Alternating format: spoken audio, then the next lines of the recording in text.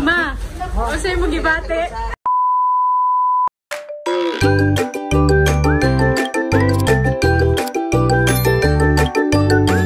Okay, so for today, mamanhikan ang aking brother-in-law. When you say mamanhikan, it's in the Filipino culture that you are going to ask the hand of your girlfriend from their parents. Or you'll ask permission to marry their daughter. So, wala siya nga to ang ganap karong adlaw. For today's video, mamanhikan siya. Unsa man ang mamanhikan, pe? Explain mamanhikan. Mamanhikan. Excellent! Okay, so na-overwhelm pa siya, guys. Mamanhikan means ngayo sa kamot sa babae para usugot nga taslon sila. Oh.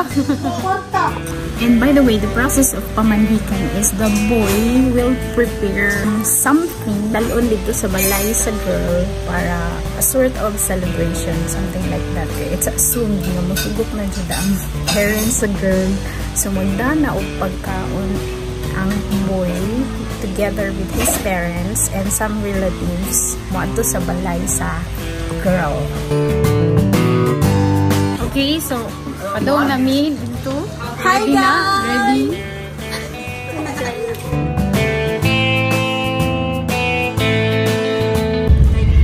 Asa ta padong mi? Panayon. Who's spokesperson? Nakakuhan. Kanang sayon para magkasinahan. Mana siya mong ganap rong adlaw.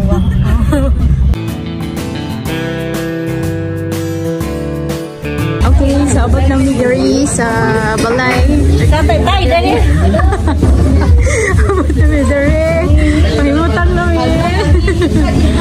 Asa man itong sayuran ba? Wala pa. Excited na mo makakita sa sayuran. Tapos susunod. See you later!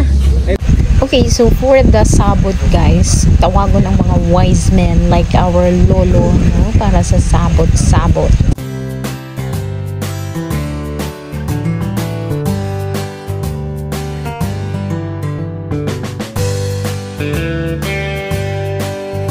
Okay, so aning tunguran ng sabot ng mga wise men and women of both families, no, kung ano sa mahitabo ang kasal.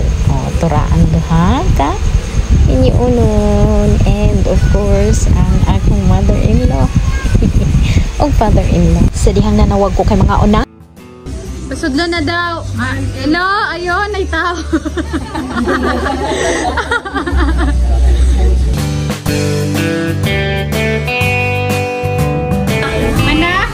Kumusta man niya? Ha? Kumusta? Okay ra. Sinuntuin na lang. Ay, dara di ay. Congratulations! Ay, waka di ay.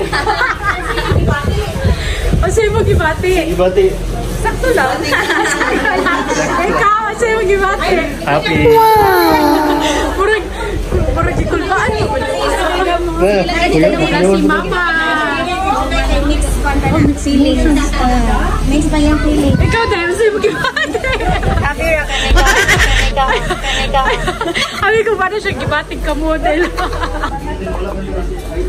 Ma, o sa'yo mo gibati?